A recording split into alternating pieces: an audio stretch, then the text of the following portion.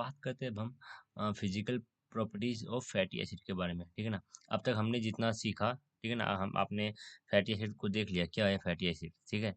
हर एक चीज़ हमने अब तक डिस्कस करते आए हैं। बस अब हमें फिजिकल प्रॉपर्टी देखनी है, ठीक है। आगे भी चीज़ें हैं, ठीक है। फिजिकल प्रॉपर्टी के बाद हम देखेंगे ग्लिसरॉल को। बेसिकली फैटी एसिड फिर हमारा खत्म हो जाएगा, ठीक है ना। फैटी एसिड के बारे में हमने सब कुछ अच्छे से पढ़ लिया है, बस उसकी अब फिजिकल प्रॉपर्टी देखनी बाकी है। क्लासिफिकेशन भी देखा था हमने, याद होगा आपको। आ जाओ, बोल जा रहा है let us discuss some physical properties of fatty acid in correlation to their structure. उसकी स्ट्रक्चर से रिलेट करते हुए उसकी फिजिकल प्रॉपर्टी को हम समझने की कोशिश करेंगे क्यों वो ऐसे प्रॉपर्टी शो करता है। वैसे बेसिकली हमें कुछ ज़्यादा समझने की बात है नहीं, हमें दो चार बातें बस याद रखनी है, ठीक है ना। ज़्यादा हमें डीप जाना ही नहीं है क्यों हो रहा है कैसे हो रहा है, बस थोड़ी बहुत बातें हमें याद रखनी है, सो दैट हम अगर कभी पूछा जा सके तो हम आंसर कर सकें, ठीक है ना। बिल्कुल इसी डिटेल में जाना, ठीक है। सॉल्युबिलिटी, पहली प्रॉपर्टी देख रहे हैं सॉल्युबिलिटी। तो बोला जा रहा है fatty acids are made up of long aliphatic hydrocarbon chain which make them non polar. एक बात बताओ, मैंने तो ये बता रखा है ना, fatty acid is made up of long aliphatic hydrocarbon chain, ये तो पता है आपको, ठीक है।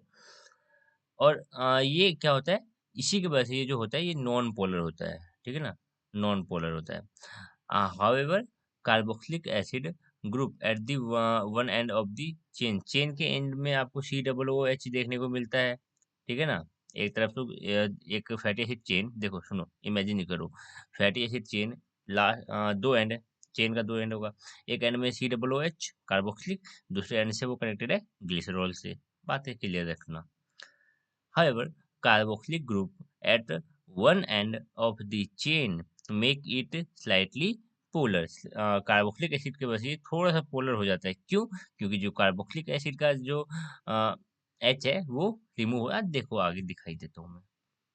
अ, देखो सी ओ ओ एच ये दिख रहा है कार्बोक्सिलिक ग्रुप, इसका H प्लस निकल सकता है, आयनाइज हो सकता है, तो पोलर हो गया यहाँ पे ये। तो वही बोला जा रहा है कार्बोक्सिलिक एसिड की वजह से ये थोड़ा कार्बोक्सिलिक ग्रुप की वजह से ये थोड़ा स्लाइटली पोलर ये हो सकता है, ठीक है। बिल्कुल simple. In general fatty acid are more soluble in organic, organic solvent में वो ज्यादा सोल्यूबल होगा, ठीक है। सोल्यूबिलिटी डिफाइन कर रहे हैं, fatty acid are more soluble in organic स्लेस non polar solvent such as chloroform. देखो फैटी एसिड अभी हमने क्या बोला, फैटी एसिड कैसा है, नॉन पोलर। आपने लोअर क्लासेस में 11 ट्वेल्थ में सुना होगा कभी कि लाइक डिसॉल्व लाइक, ठीक है ना। अब बिल्कुल मैं इसकी डिटेल में नहीं बताने जाऊंगा क्या है, ठीक है ना। तो नॉन पोलर है, नॉन पोलर फैटी एसिड कैसा है, नॉन पोलर, तो वो नॉन पोलर सॉल्वेंट में ही डिजोल्व होना चाहता है, ठीक है। तो ये ऑर्गेनिक नॉन पोलर सॉल्वेंट में डिजोल्व होता है लाइक क्लोरोफॉर्म में, ठीक है। और ईथर ले लो, क्लोरोफॉर्म और ईथर दोनों ही नॉन पोलर सॉल्वेंट है, तो इसमें आपका फैटी एसिड सोल्यूबल हो जाएगा। सोल्युबिलिटी इन वाटर, वो देखो वाटर तो थोड़ा क्या है, वाटर पोलर है। Solubility in water and other polar solvent decreases with increase in chain length. जो सोल्युबिलिटी होती है, सोल्युबिलिटी होती है इसकी, वो अच्छी नहीं होती है पोलर में, ठीक है ना।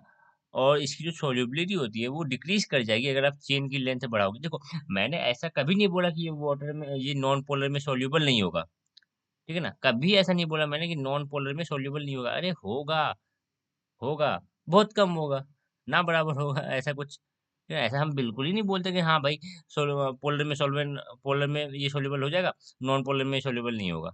नहीं सोल्यूबल है, कंप्लीटली सोल्यूबल नहीं होता, कम सोल्यूबल होता है, सोल्यूबिलिटी कम देखने को मिलती है, ठीक है ना।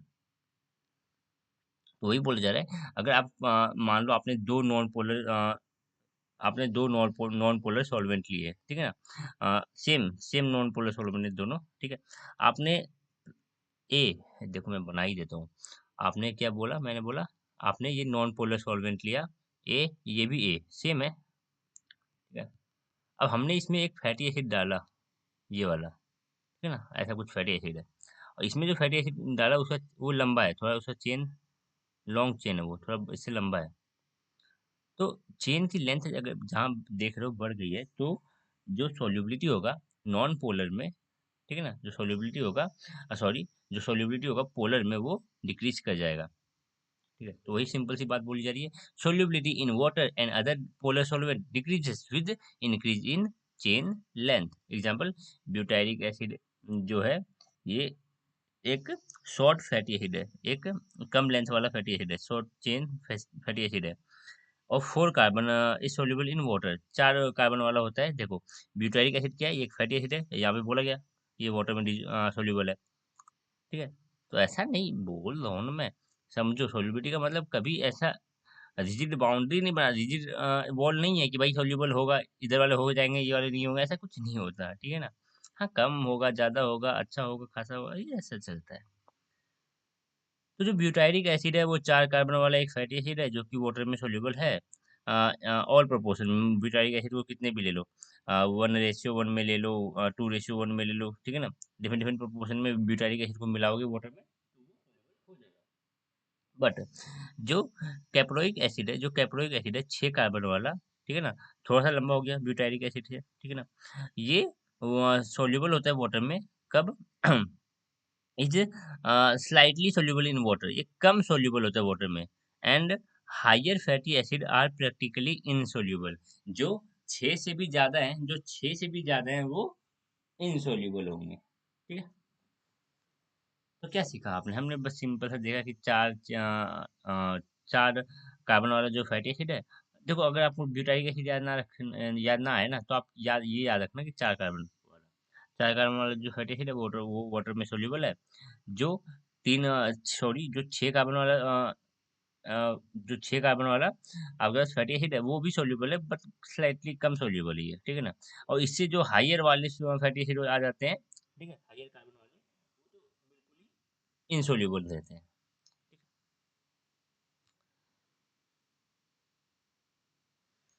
अब देखो, melting point of A fatty acid depend on 2 factor, 2 factor पे डिपेंड करता है, डिग्री ऑफ।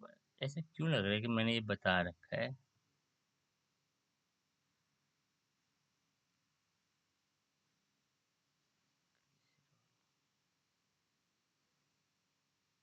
मैंने कहीं तो बता रहा, छोड़ो। Melting point of fatty acid depend on 2 factors, 2 factor पे डिपेंड करता है। पहला, डिग्री ऑफ अनसेचुरेशन, और दूसरा है, कहाँ मर गया, बी, ये रहा, चेन की लेंथ। ऑब्वियस सी बात है। ठीक है, जो मेल्टिंग पॉइंट है 2 फैक्टर पे डिपेंड करता है, कितना डिग्री ऑफ अनसेचुरेशन, समझ रहे हो ना, अनसेचुरेशन। ठीक है, प्रेजेंस ऑफ डबल बॉन्ड, ठीक है, कितने डबल बॉन्ड्स हैं। डिग्री ऑफ अनसेचुरेशन पे डिपेंड करता है, और डिपेंड करता है आपकी चेन की लेंथ पे। ठीक है, पहला देखो, डिग्री ऑफ अनसेचुरेशन।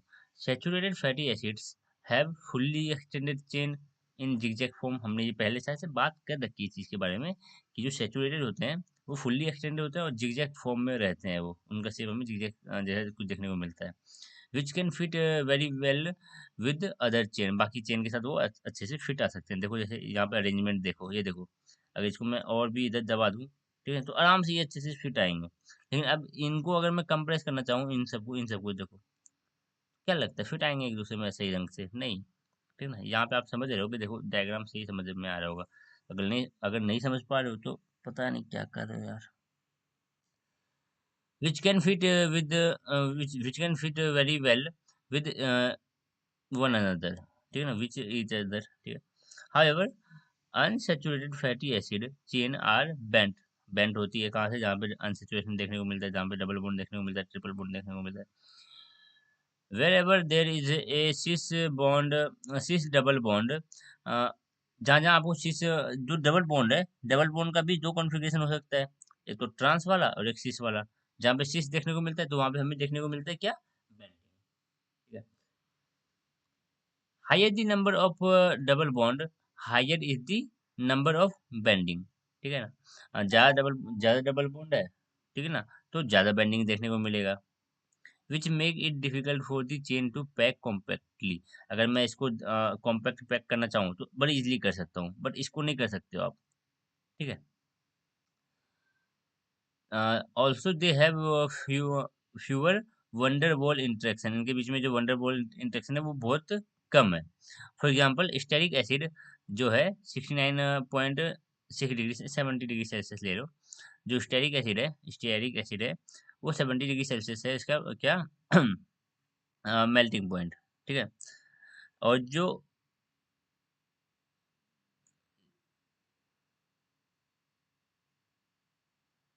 हाँ, इसका जो मेल्टिंग पॉइंट है वो 70 डिग्री सेल्सियस है, और जो ऑयलिक एसिड का है मेल्टिंग पॉइंट वो है 16 डिग्री सेल्सियस। मीन्स ये जल्दी मेल्ट कर जा रहा है, ठीक है ना।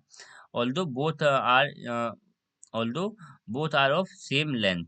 टेबल 9.1 और 9.2 में देखो। 9.1 9.2 किधर है ये? 9.1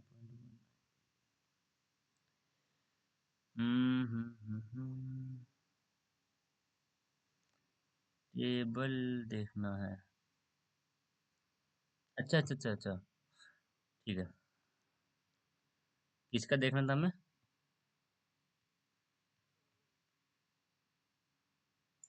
ये हमें चाहिए था oleic acid, oleic acid and stearic acid. Oleic and stearic, देखो कितने कार्बन वाला है वो देख लेते हैं।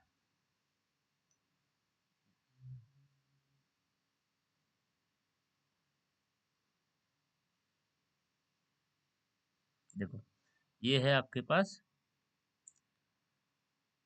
18 कार्बन वाला, ठीक है। स्टेरिक एसिड था ना, ये भी 18 कार्बन वाला है। पर जो स्टेरिक एसिड है उसको देखो ध्यान से, गया ये रहा। इसमें आपको कोई भी डबल बॉन्ड देखने को नहीं मिलता है, ठीक है ना। बट इधर आपको डबल बॉन्ड देखने को मिलता है, यहाँ पे एक डबल बॉन्ड है। कहाँ गया? ऑयलिक एसिड में एक डबल बॉन्ड है, ठीक है।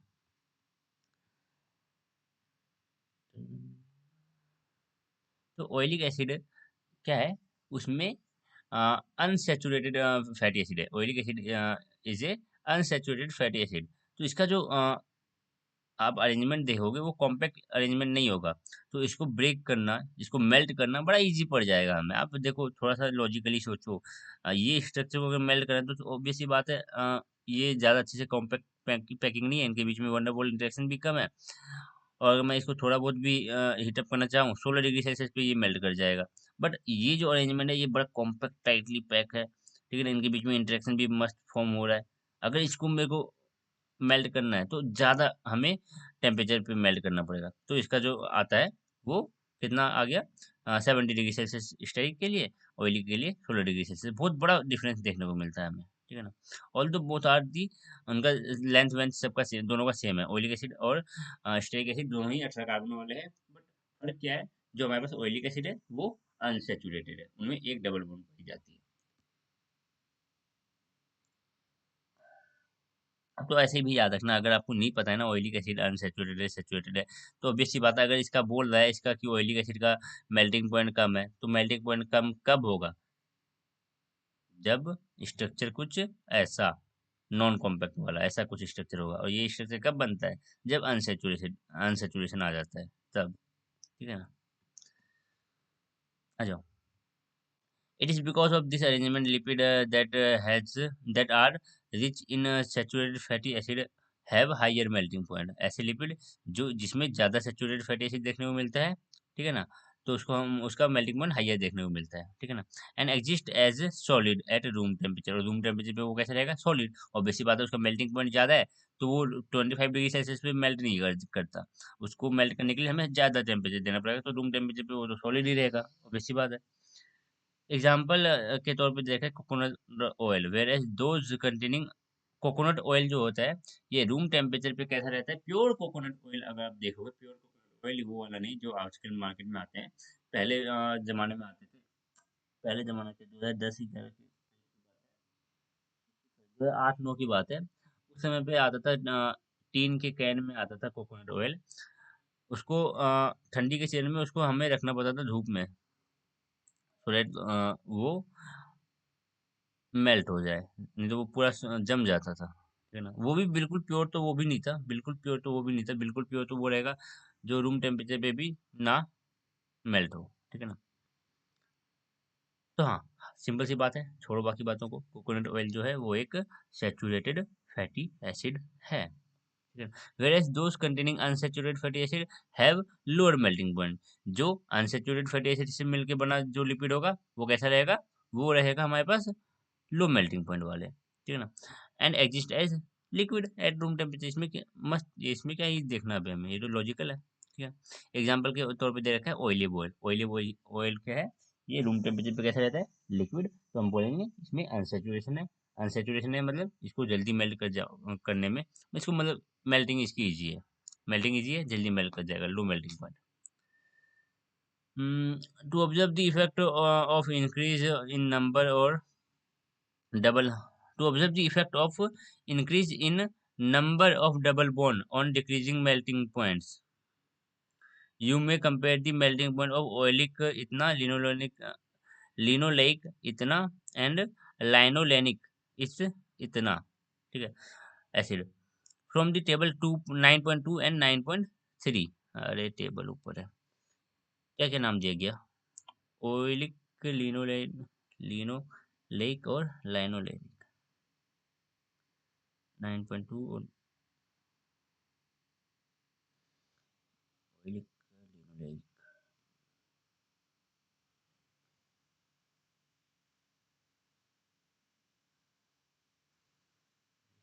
9.2 ओइलिक, ये रहा आपका लिनोलेइक। अब देखो सैचुरेशन, डिग्री ऑफ अनसैचुरेशन देखते हैं। यहाँ पे देखो एक डबल बॉन्ड देखने को मिलता है ओइलिक में, ओ ओ मैं बोलता हूँ, ठीक है ना, ओ लिन लिनोलेइक, तो याद रखना भी। लिनोलेइक का देख लो दो, आ, लाइनोलेनिक का तीन, ठीक है ना, एक दो तीन। तो हमने देखा, हमने बात किया अभी कि ये रहा, कहाँ है, ये रहा, इसमें एक डबल बॉन्ड, इसमें दो और इसमें तीन। तो क्या देख रहे हैं, जैसे जैसे ही degree of unsaturation, double bond का नंबर बढ़ रहा है, डबल बॉन्ड के नंबर के बढ़ने से आपको क्या दिख रहा है, मेल्टिंग पॉइंट डिक्रीज कर जा रही है, ठीक है ना। इसमें एक डबल बॉन्ड है तो इसका मेल्टिंग पॉइंट 13, इसमें दो डबल बॉन्ड है तो मेल्टिंग पॉइंट डिक्रीज होके 1 हो गया, इसमें तीन डबल बॉन्ड है तो मेल्टिंग पॉइंट डिक्रीज होके -11 हो गया, ठीक है, डिग्री सेल्सियस। क्या देख रहे हो, हम ऑब्वियस सी बात है, हमें ये एग्जांपल्स याद नहीं रखने, हमें बस इतना याद रखना है कि हाँ, नंबर ऑफ डबल बॉन्ड को बढ़ाने से, ठीक है ना, अनसैचुरेशन बढ़ाने से, नंबर ऑफ डबल बॉन्ड बढ़ाने से क्या होता है, हमारे पास मेल्टिंग पॉइंट जो है वो डिक्रीज कर जाती है। ऑब्वियस सी बात है, इसको ऐसे भी समझ सकते हो, नंबर ऑफ डबल बॉन्ड बढ़ाओगे तो जो स्ट्रक्चर है उसी पहले तो सीधा होता था, डबल बॉन्ड नहीं होता था, तो स्ट्रक्चर कैसा था, जिगजैग अच्छा सा। अब एक बढ़ाया, एक डबल बॉन्ड था तो थोड़ा सा टेढ़ा हुआ, दो बढ़ाओगे तो और टेढ़ा हो जाएगा, तीन चार बढ़ा दोगे तो अलग अलग ही टेढ़ा मेढ़ा स्ट्रक्चर बन जाएगा, जो आपस में कॉम्पैक्ट फिट और अच्छे से नहीं आएंगे।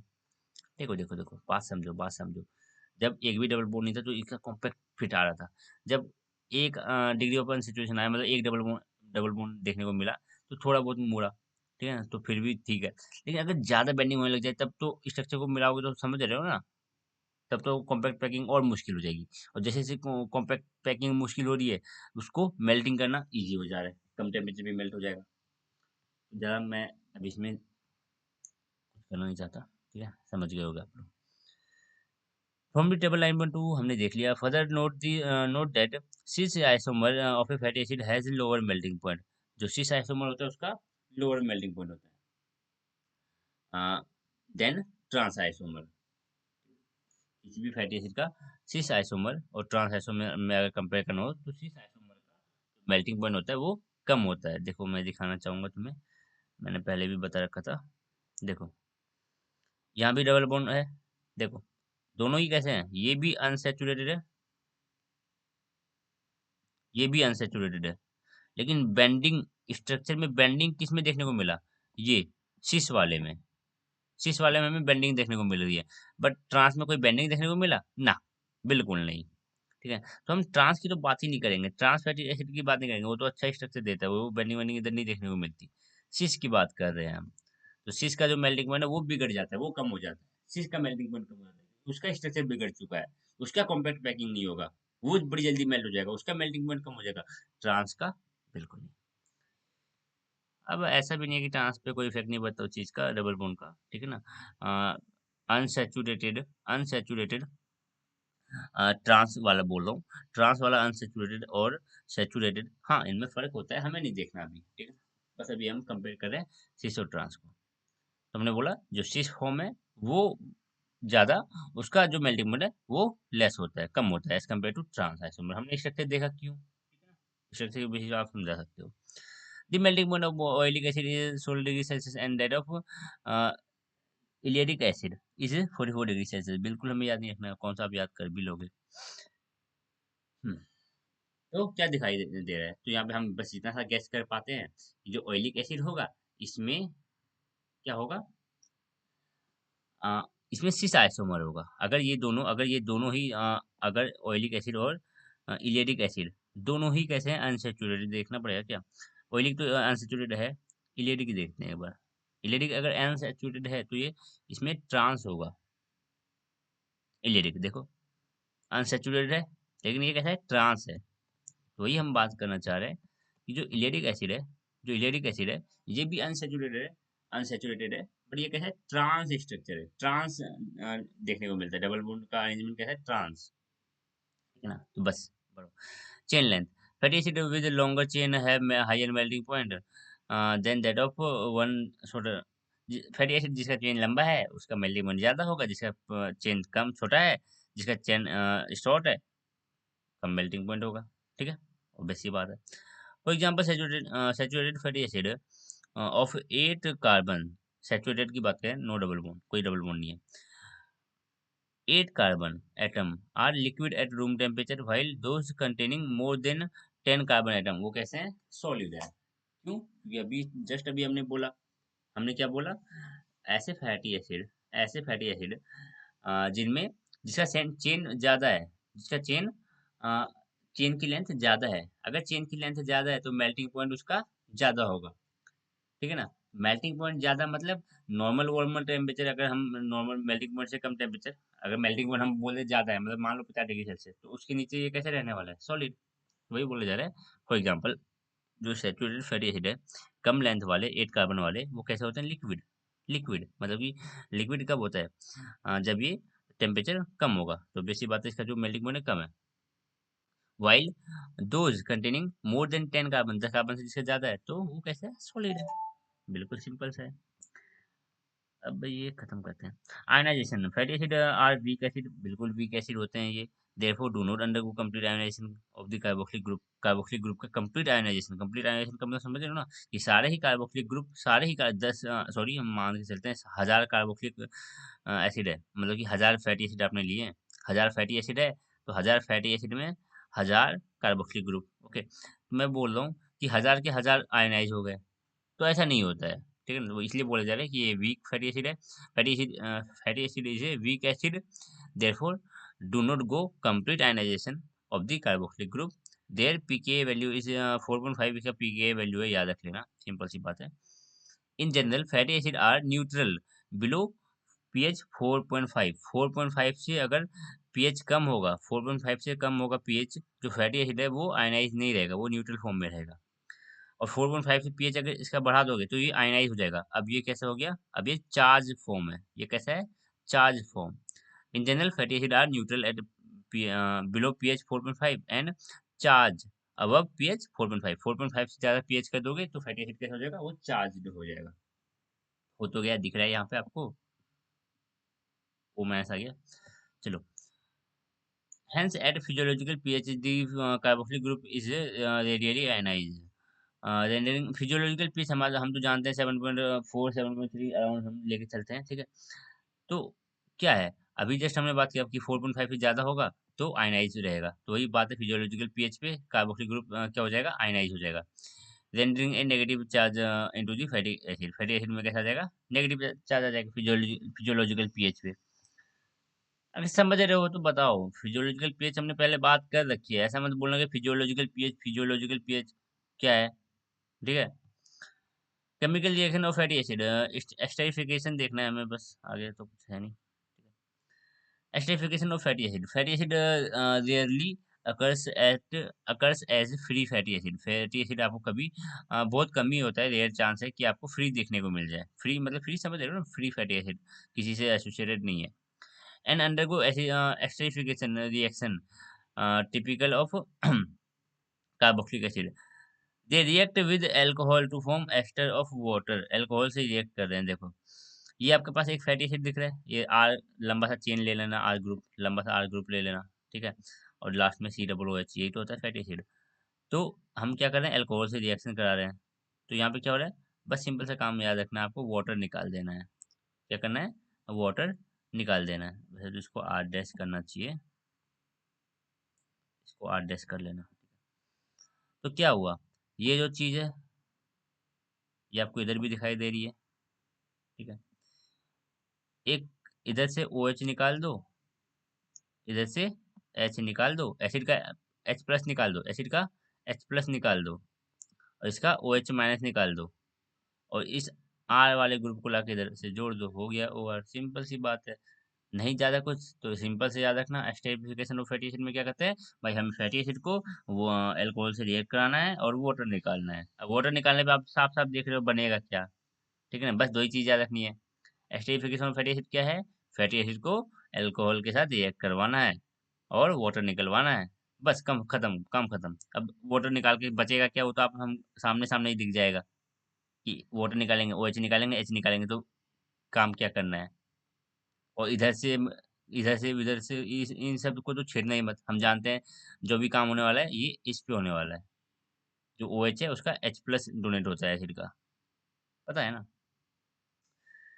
It is esterified from a it is esterified form of fatty acid which constitute major component of various lipid। ज्यादातर लिपिड में देखने को मिलता है जो फैटी एसिड है वो esterified फैटी एसिड देखने को मिलते हैं, ठीक है ना।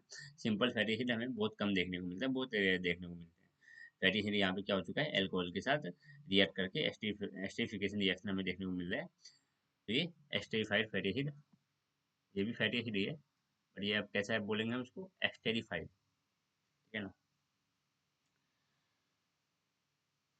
अब अगर मैं बोलूं, आप एस्टरिफाइड का मतलब समझते हो क्या। एस्टर लिंकेज इसको बोलते हैं, एस्टर लिंकेज समझ रहे हो। Ester linkage, carbon carbon, oxygen, carbon, इसको बोलते हैं हम एस्टर लिंकेज। इसको क्या बोलते हैं हम, इनको हम बोलते हैं एस्टर लिंकेज। तो यहाँ पे दिख तो रहा है, ये देखो, ये देखो, ये आपके पास कार्बन दिख रहा है, हाँ जी, उसके बाद ऑक्सीजन दिख रहा है जी, और ये जो आर ग्रुप है उसमें क्या होगा, बेसिकली कार्बन ही तो होगा। तो सी ओ सी दिख रहा है, सी ओ सी लिंकेज, तो बोल देंगे एस्टरिफाइड। यहाँ पे यहाँ पे था क्या, नहीं, ऐसा कोई लिंकेज नहीं दिख रहा, अब दिख रहा है। तो चलो, ज़्यादा बच्चों की तरह तो नहीं करना है मुझे, चलो बाद में बात करते हैं इसकी।